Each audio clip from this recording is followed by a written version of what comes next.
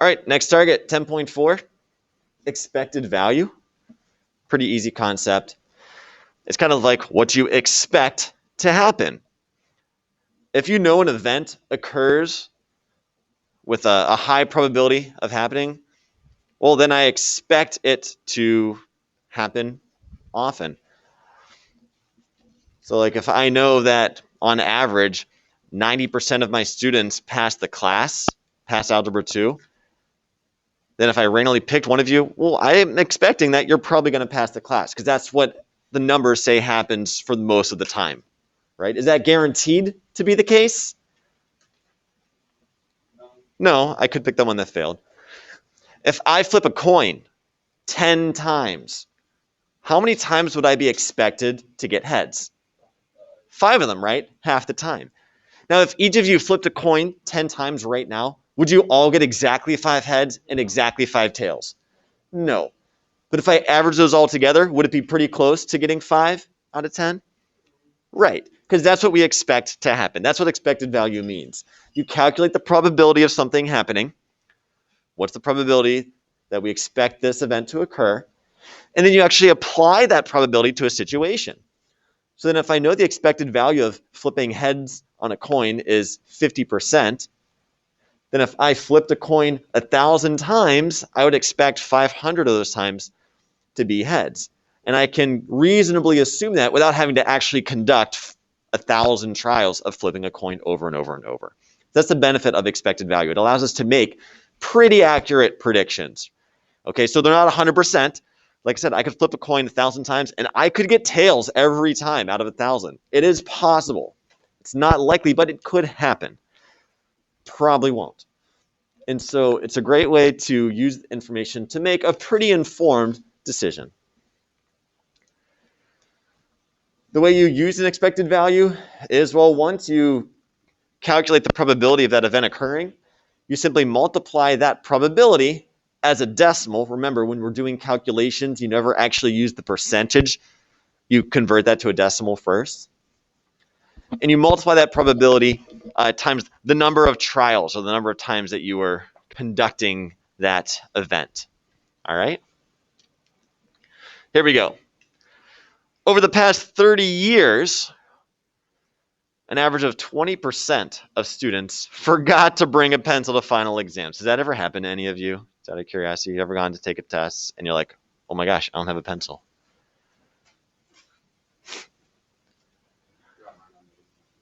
ACT, okay, yeah, there it is. Anyone surprised that happened to him? Anyone? Oh, okay, because they know that you're gonna forget. I think if you forget a pencil for the ACT, like right away, that should be like, no, you shouldn't go to college. If you can't even remember that. No. Interesting. That's an interesting choice. You're gonna write your answers in like calculating form? I don't know. All right, so we know that about 20% forgot to bring a pencil. All right, this year, I know that 630 students are taking their final exams. So how many of those 630 students would you expect to forget a pencil? All right, so we're going to use the expected value of 20%, right? That's the expected value that students going to forget their pencil. And so if we've got a total of 630 students showing up, I'm going to multiply that expected value, that probability, I'm going to multiply that times the number of trials or the number of students taking the test. So 20% as a decimal is what number?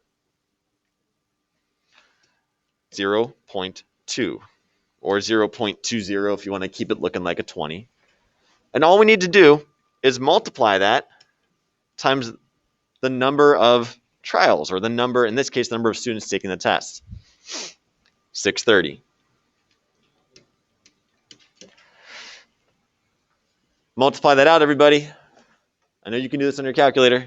You also can do that in your head. Let's see. So if it were 10%, that'd be 63. 20% would be twice that much. 63 times 2 is 126. You got it? 126. You do that on the calculator? or in your head? What? Did you do that in your calculator? 126. All right. So out of those 630 students, we would expect 126 students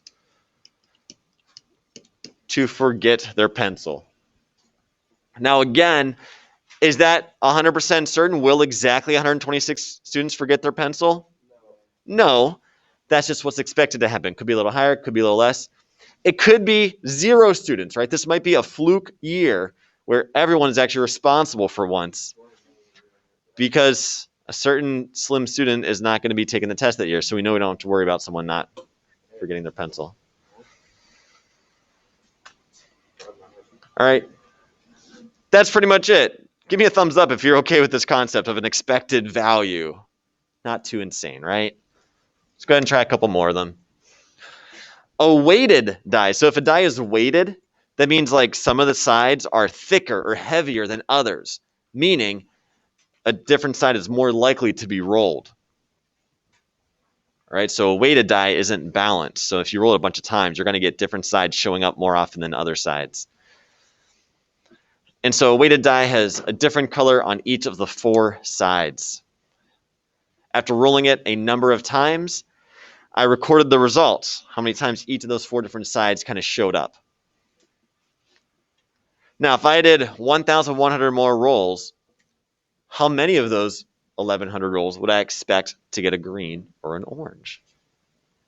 You already finished it? You did already finish all 3 of these? Hey, I'm working on it. It's crazy, man. I finished them pretty. I do have them done, but I was done when I stopped. Not paying attention. All right, so here's the information right here. So first off, before I can even think about calculating the probability of rolling a green or orange out of 1,100 rolls, I need to calculate the probability that I got green or orange just out of my little like experiment right here. So how many times did I roll a green or an orange when I was testing out the die?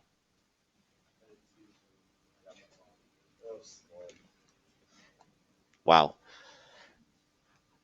Out of my trial here in the table, everybody, how many times did I roll orange or green? Okay, probability of orange or green. That was 26 rolls, right? Those were the favorable outcomes. Out of the possible outcomes, how many total rolls did I attempt? How'd you get 45? Add up all the numbers, right? Add up all 4 rolls. 16 plus 10 plus 7 plus 12 gives you 45.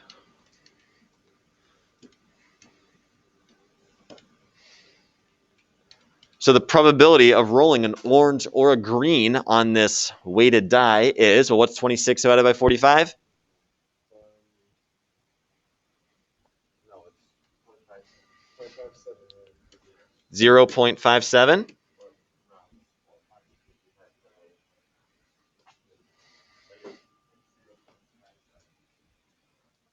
So 58% chance of rolling a green or an orange.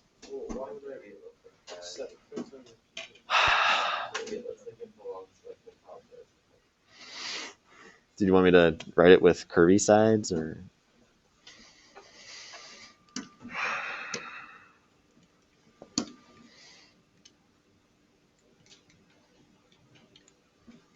Is that a pretty good 8? Okay, how about this? Ready? How's that?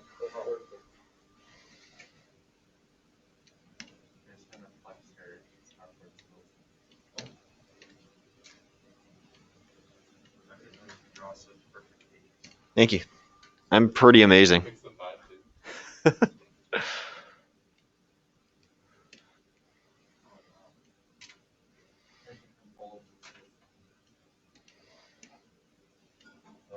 Hey, what do you think about that? And yes, I will flex my smartboard skills. Come on, man. Perfect. Change the font. I only did Times New Roman. All right, how about that? We good with that? This is Oh, come on. Can we answer the question? Why are so many of you talking now? Like, silent almost the entire class, except for the bickering of the two you-know-whos. And now, all of a sudden, commenting on my 58 has like 60% of you talking. What's the probability of that happening? The expected value of you talking during this class is about 1%.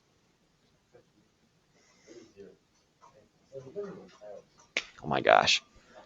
All right, so the expected value for any number of trial of rolling an orange or a green is this 0.58%. Now, if I'm doing 1,100 rolls, approximately 58% of those rolls should be either a green or an orange.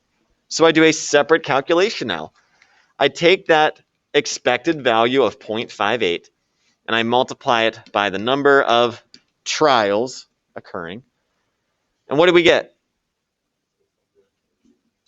630, 635, 636? 635 rolls.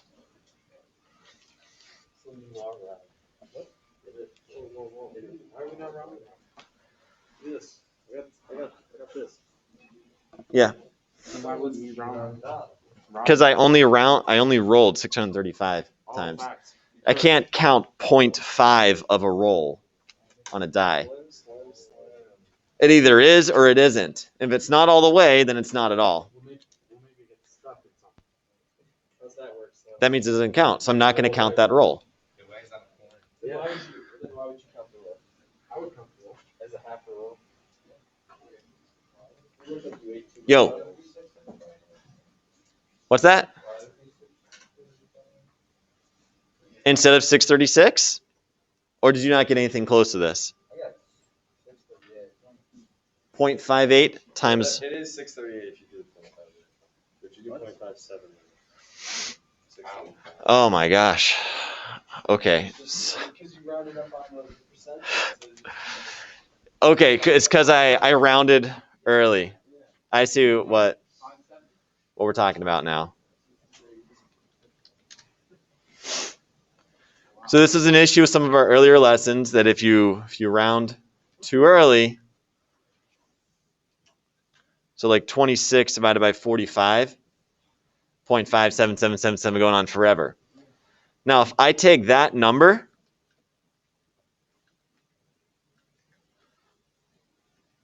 exactly that number times 1100, I get 635.5 versus if I use 0.58 times 1100, I get 638. So if you round earlier in the problem, like here, you get 638. But if you keep that exact value of 26 over 45 with all the decimals, you get 635. Which do you think is the preferred answer, the 635 or the 638? Which one's more accurate? You say 9? 12. All right, so obviously keep more decimals in the middle of your problem and save the rounding to the end. So the 635 would be the preferred answer. Do you think that's something I'd take off on a test for? Yeah, 100%. I feel like you all don't really know me. The famous baseball player, Jimmy B, has a batting average of .237 this year. How many hits would he be expected to get out of the next 300 attempts at bat? So a batting average is essentially a probability. That's how many times that person hit the baseball when they were up to bat, right? You said the baseball was thrown. They hit the ball .237 probability times, or 23.7% of the time. So that's already your probability in decimal form. So let's take that number, 0.237 .237 and multiply it by those 300 attempts to see, well, how many of those next 300 at bats would Jimmy B hit the ball? So 300 times 0.237. What do we get? So what number should I use? How many hits would he be expected to get? Yep, just 71. So even though it's 71.1, you can't get 0.1 of a hit. You either got the hit or you didn't. So if he didn't get 72 hits, he got 71 hits. You say 71 hits. Pretty straightforward. All right. That's it. Is that a pretty easy lesson? All right, I got some practice for you.